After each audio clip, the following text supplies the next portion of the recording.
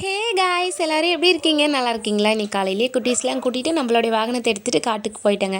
அங்கே போய் பார்த்தா அம்மா வந்து எண்ணாட்டத்துக்காக தேங்காய்லாம் பொளந்து போட்டுட்டு இருந்தாங்க. சரி நீங்கள் பொளந்து போட்டது போதுமா, எந்திரிங்க, நான் கொஞ்சம் நேரம் தேங்காய் உடைச்சி போடுறேன்னு சொல்லிட்டு நான் அப்படியே எழுப்பி விட்டுட்டு நான் தேங்காய் உடைக்க ஆரம்பிச்சிட்டேங்க. 2-3 தேங்காய் நல்லா தாங்க உடைச்சிட்டு இருந்தேன். எப்படியும் நினச்சேன், எங்கடா அந்த அழுகி போன தேங்காய் 1-2 நமக்கு சிக்குமே நான் காணமே நினச்சேங்க. இதோ வந்துட்டே ரசா அப்படின்ற மாதிரி தேங்காய் வந்துருச்சுங்க. பொளந்தேன் பாருங்க, எல்லாம் மேலெல்லாம் தெரிச்சிருச்சு.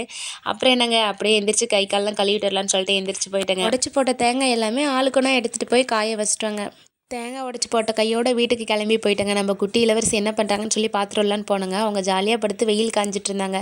சரி கண்ணுக்குட்டி போட்டு ஒரு வாரம் தானே ஆகுது, மழை பெஞ்சா மழையில் நனைஞ்சிருவாங்களேன்னு சொல்லிட்டு கொட்டாய் போடுறதுக்காக இரும்பு பைப்பெல்லாம் வாங்கிட்டு வந்திருந்தாங்கங்க. அதுக்கு வந்து பெயிண்ட் அடிச்சு வச்சா நல்லாயிருக்குன்னு சொல்லி சொன்னாங்க. ஏற்கனவே அவங்க எல்லா இதுக்குமே பெயிண்ட் அடித்து முடிச்சிட்டாங்க. ஒரு பக்கம் மட்டும் அடிக்க வேண்டியதாக இருந்துச்சுங்க. சரி அடிக்கிறதுக்கு முன்னாடி ஒரு டீ குடிச்சிட்டு ஆரம்பிச்சிடலான்னு சொல்லிட்டு டீ குடிச்சிட்டேங்க. அப்புறம் என்னங்க, பெயிண்ட்டையும் ப்ரைமரையும் ஒன்றா ஊற்றி எனக்கு தெரிஞ்ச மாதிரி ஒரு கலக்கியாச்சு. கலைச்சிட்டு இருக்கிற பைப்பெல்லாம் துணி வச்சு தொடச்சிட்டேங்க. தூசு மண் ஏதாவது இருக்குன்னு சொல்லிட்டு அதெல்லாம் தொடச்சிட்டு அதுக்கப்புறம் நம்ம கைவண்ணத்தை காட்ட ஆரம்பிச்சிட்டேங்க. பெயிண்ட்டையும் ப்ரஷ்ஷையும் எடுத்து தீத்தி எடுத்துக்கிட்டோம்.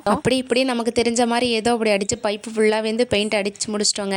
அப்புறம் குட்டீஸ்க்கு தண்ணி காய வச்சு ஊற்றி விடலான்னு சொல்லிட்டு தண்ணி அடுப்பு பற்ற வைக்க வந்தேங்க. தண்ணி அடுப்பு பற்ற வச்சுட்டு பின்னாடி வந்து நம்ம ஊண்டி வச்சுருந்த செம்பருத்தி கட்டை எப்படி இருக்குன்னு சொல்லி பார்க்கலான்னு பார்த்தேங்க. பக்கத்துலேயே மருதாணி செடி இருந்துச்சு. எனக்கு அந்த செடியை பார்க்கவும் மருதாணி வைக்கணும்னு ஆசை வந்துருச்சுங்க. இன்னைக்கு நான் ஒரு மருதாணி பைத்தியங்க. அடிக்கடி மருதாணி வச்சுட்டே இருப்பேன். மருதாணி செடி இல்லைன்றதுனால ஒரு குட்டியோ கட்டை வெட்டிக்கிட்டு வந்து வச்சேங்க. அது இப்போ தான் துளுத்து வந்திருக்கு. பக்கத்தில் யாருக்கிட்டையாவது மருதாணி கேட்டு வாங்கி அரைச்சி வச்சிருன்னு சொல்லிட்டு பிச்சுட்டு வந்தாங்க. ஆனால் அங்கே என் நேரமே என்னவோ தெரியல, கொஞ்சம் தாங்க மருதாணி இருந்துச்சு. சரி மையவே மாட்டேங்குதுன்னு சொல்லிட்டு கொஞ்சமாக தண்ணி ஊற்றுறேங்க. அது கொஞ்சம் தண்ணி மாதிரியே போயிடுச்சு.